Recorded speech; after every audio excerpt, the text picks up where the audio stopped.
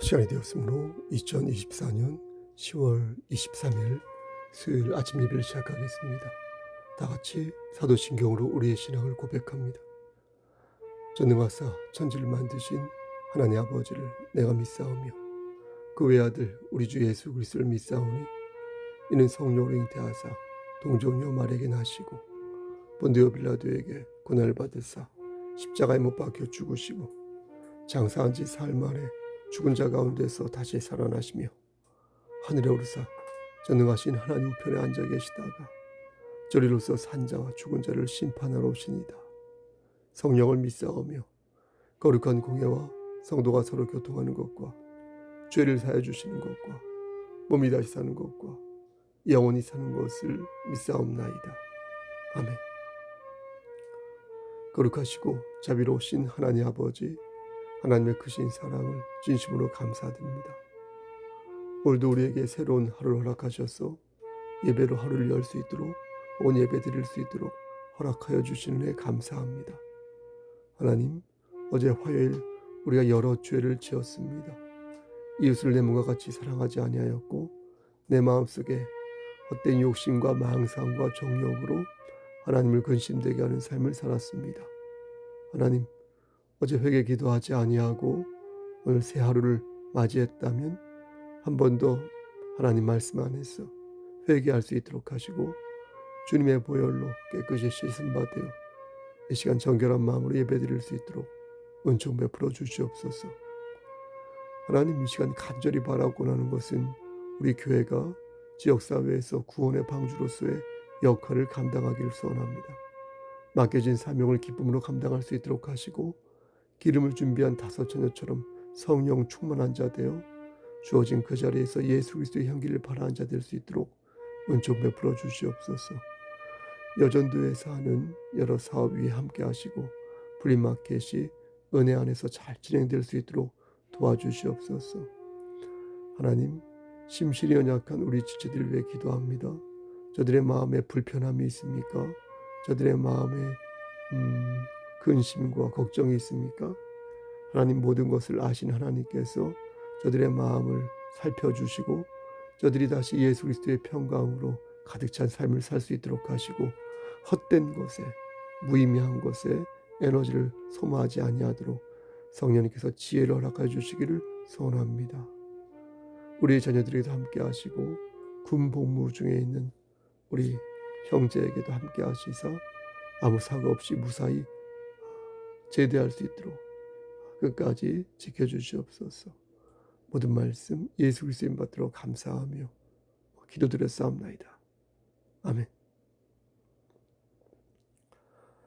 하나님 말씀 마태복음 17장 24절에서 27절 말씀입니다. 마태복음 17장 24절에서 27절입니다. 씨앗 성경 제 성경으로 29쪽입니다.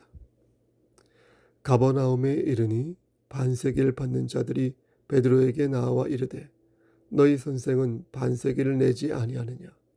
이르되 내신다 하고 집에 들어가니 예수께서 먼저 이르시되 시몬아, 내 생각은 어떠하냐? 세상 임금들이 누구에게 관세와 국세를 받느냐? 자기 아들에게냐 타인에게냐? 베드로가 이르되 타인에게니이다. 예수께서 이르시되 그렇다면 아들들은 세를 면하리라. 27절. 그러나 우리가 그들이 실족하지 않게 하기 위하여 내가 바다에 가서 낚시를 던져 먼저 오르는 고기를 가져 입을 열면 돈 한 세겔을 얻을 것이니 가져다가 나와 너를 위하여 주라 하시니라. 아멘. 하나님, 이 말씀 들어 사용하여 주시옵소서. 예수님 이름으로 기도드렸사옵나이다. 아멘. 오늘 본문의 핵심은 예수 그리스도이지 교회나 국가가 아닙니다. 만약 오늘 본문을 가지고 예수님도 성전세를 냈으니 성도들도 성전세를 내야 한다 이렇게 말하면 그럼 번지수를 잘못 짚어도 한참 잘못 고른 것입니다. 또 이 말씀을 가지고 예수님도 세금을 내셨으니까 교회도 마땅히 세금을 내야 한다고 말하는 것도 오늘 본문을 잘못 적용한 사례가 되겠습니다. 교회가 세금을 내지 않겠다는 말이 아닙니다. 여러분 오해하지 마시고요. 낼 건 내야죠. 어, 이 말씀을 가지고 세금에 관한 논의를 하면 안 된다는 것입니다. 세금에 관한 논의를 하고 싶다면 마태복음 23장, 22장, 22장에 나오는 가이사의 것은 가이사에게, 하나님의 것은 하나님에게 바치란 말씀이 있거든요. 그 말씀 가지고 할 수 있을 것입니다. 그러니까 오늘 본문의 핵심은 예수 그리스도이지 성전세나 세금이 아니라는 것입니다. 예수님께서는 당신이 어떤 존재인지를 제자들에게 분명하게 각인시키기를 원하셨습니다. 마태복음을 기록한 마태 역시 예수님의 그러한 의중을 파악하여 중요한 순간마다 기록을 잘 하였고요. 그래서 예수님의 뜻을 말씀에 잘 반영하였습니다. 그렇다면 예수님은 제자들에게 당신의 어떤 면모를 보이기를 원하셨던 것일까요? 결론부터 말씀드리면 예수님은 제자들에게 당신의 신성을 보여야겠다고 생각하셨습니다. 신성이요. 당신이 인간의 몸으로 태어났지만 당신이 분명 하나님의 아들이다. 그 사실을 보여야겠다라고 생각하신 것입니다.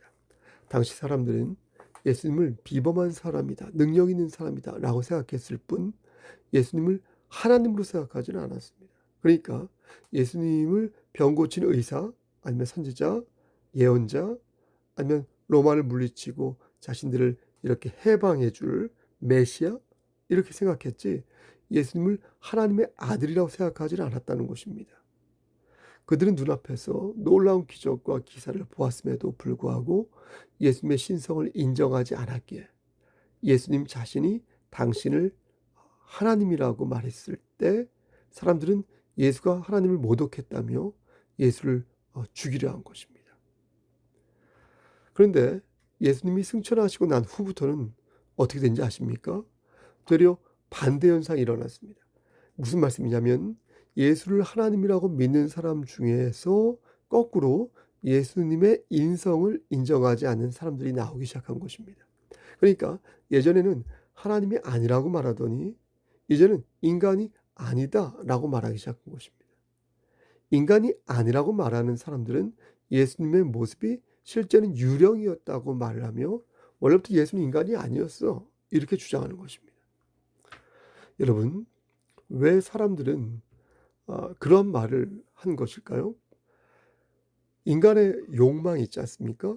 인간의 욕망을 이게 다각도로 생각해 보면 쉽게 그 이유를 추론해 볼 수 있습니다. 여러분, 인간은 어떻습니까? 인간은 보고 싶은 것만 보고 듣고 싶은 것만 듣고자 하는 욕구가 있거든요. 이것은 타락한 인간의 본성이며 죄로 인하여서 일그러지는 하나님의 형상이기도 합니다. 그러니까 대부분 사람은 자신들의 생각 속에 하나님을 가두려 하고 하나님의 존재는 믿어요. 믿지만 하나님이 내 삶에 관여하는 것은 용납할 수 없다, 이렇게 말합니다. 여러분, 왜 그런 것일까요? 덜 맞아봐서 그런 것일 수도 있고 아니면 아직 때가 아니라서 그런 것일 수 있습니다. 여러분, 그런데 하나 더, 이것은 여러분들에게 말씀드리고 싶지 않은데요. 어떤 면에서 말이죠. 그가 하나님의 자녀가 아닐 수도 있다는 것을 조심스럽게 말씀드리는 것입니다. 아닐 수도 있다. 하나님의 주권을 받드는 우리는 우리가 선택되었음을 감사히 여김과 동시에 누군가 선택받지 못하여 평생을 예수를 등진 삶을 사는 걸 안타깝게 여기는 것입니다.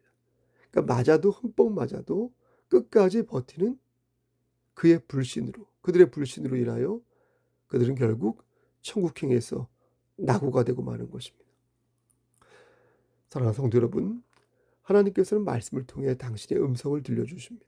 따라서 우리는 성경을 통해 우리의 상상력을 이렇게 억제해야 합니다.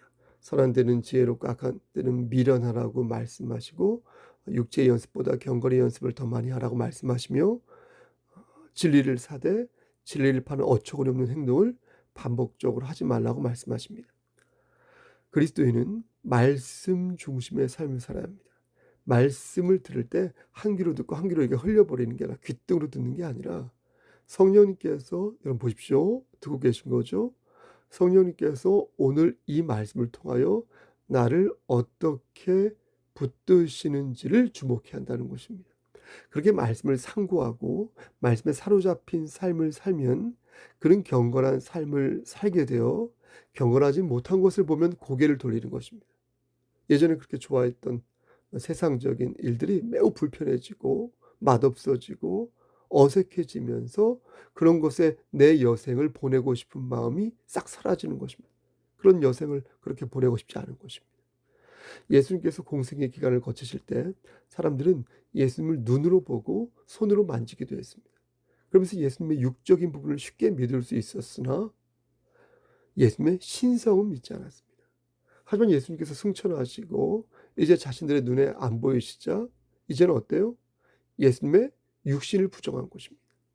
자신이 보고 싶고 믿고 싶은 것만을 취사 선택하여 하나님의 이미지를 왜곡한 것입니다.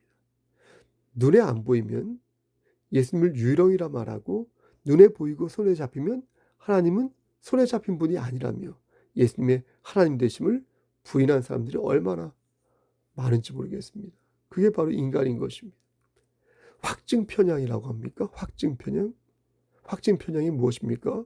내가 원하는 세상에, 내가 그리는 세상에 진짜 세상을 집어넣는 게 확증편향 아닙니까? 이런 확증편향을 갖게 되면 진짜 세상은 중요하지 않습니다. 내가 원하는 세상만 중요합니다. 내가 원하는 세상에, 내가 원하는 가공된 세상에 진짜 세상을 구겨 넣어서 내 마음대로 왜곡하여 이해하는 것이 바로 확증편향인 것입니다. 하지만 성경은 분명하게 말씀하십니다. 예수님은 신성과 인성을 동시에 지니고 계신 하나님의 아들이다. 인간의 몸으로 태어나셨지만 전능하신 하나님이시다. 이것을 잘 표현한 말씀이 무엇입니까? 바로 마태복음 16장 16절 말씀이 아니겠습니까? 베드로의 고백으로서 주는 그리스도시요 살아계신 하나님의 아들이시니다. 베드로의 고백으로서 주는 그리스도시요 살아계신 하나님의 아들. 그럼 이것이 바로 우리가 믿는 예수 그리스도의 모습인 것입니다. 이 고백은 사실 베드로만 한 게 아니라 옆에 같이 있던 다른 제자들도 동일하게 고백한 것이었습니다. 근데 베드로가 대표로 고백하여서 베드로의 고백으로 알려진 것입니다. 로마 가톨릭에서는 이 고백을 베드로만 한 거라고 우깁니다. 그러면서 격가지로 로마 가톨릭의 그 초대 교황이 베드로라고 주장합니다. 베드로. 하지만 16장 여러분 15절 말씀을 보시겠습니까? 16장 15절 말씀을 자세히 보면 이르시되 너희는 나를 누구라 하느냐 라고 물으신 것이 그렇죠? 너희는 나를 누구라고 하느냐. 헬라어 성경을 보면 레케이 그가 말씀하시기를 아우토이스 그들에게 휘메이스 이게 중요한데요. 휘메이스 너희는 네 그러면 티나 누구를 나를 레케테 말하느냐 에이나이라고 그러니까 분명히 휘메이스 너희는 이렇게 하여서 너희라고 말씀하신 것입니다. 여러분 너희라는 말은 한 사람을 가리키는 말입니까? 아니면 여러 사람을 가리킬 때 쓰는 말입니까? 너희? 당연히 너희니까 너가 아니라 너희니까 여러 사람이죠. 만약 예수님께서 한 사람에게만 물었다면 넌 날 누구라 생각하냐? 이렇게 물으셨을 겁니다. 하지만 예수님께서는 너라고 묻지 않으시고 반복해서 말씀드리지만 너희라고 물으셨으니 거기에 있는 다른 제자들 모두의 의중을 물으셨다. 이렇게 봐야 하는 것입니다. 그러고 나서 20절 말씀 보니까 예수님께서 제자들에게 경고하시기를 자기가 그리스도인 것을 아무에게도 이르지 말라. 이렇게 말씀하십니다. 이 말씀도 다른 제자들도 예수님을 그리스도라고 생각하였다는 것을 방증한다는 겁니다. 여러분 잘 생각해 보십시오. 그렇지 않다면 다른 제자들에게 당신이 그리스도인 것을 이르지 말라는 말씀을 하지 않으셨겠죠. 다른 제자들에게 모두 당부를 하셨다는 건 베드로 외에도 제자들이 예수님을 그리스도라고 생각하였다는 것을 알 수 있다는 것입니다. 따라서 로마 가톨릭에서 베드로를 옹립이라고 하죠. 옹립하면서 자신들의 정통성을 막 운운하는 것은 틀린 주장이며 또 실제 베드로가 로마의 초대 교황이 되었다고 말하는 것도 객관적인 근거가 전혀 없는 그들만의 주장인 것입니다. 예수님께서는 당신의 신성을 제자들이 알아주기를 원하셨습니다. 당신이 비록 인간의 연약한 육신을 입으시고 이 땅에 오셨지만 천지를 창조하신 하나님의 아들로서 만물의 주제시요 인간의 생사복을 주관하시는 성자 하나님이심을 강력하게 보여주기를 원하셨습니다. 어떤 사람이 베드로에게 나와 이르되 너희 선생은 왜 성전세를 내지 않느냐 이렇게 물었습니다. 당시 유대인 그 성인 남자들은 매해 1년에 아다론 15일경에 성전세를 냈습니다. 아다론은 지금의 양력 2월 3월에 해당하는 달입니다. 이 달에 성전세를 냈는데 얼마를 냈냐면 반세겔을 냈어요. 반세겔이면 2드라크마이거든요. 2드라크마.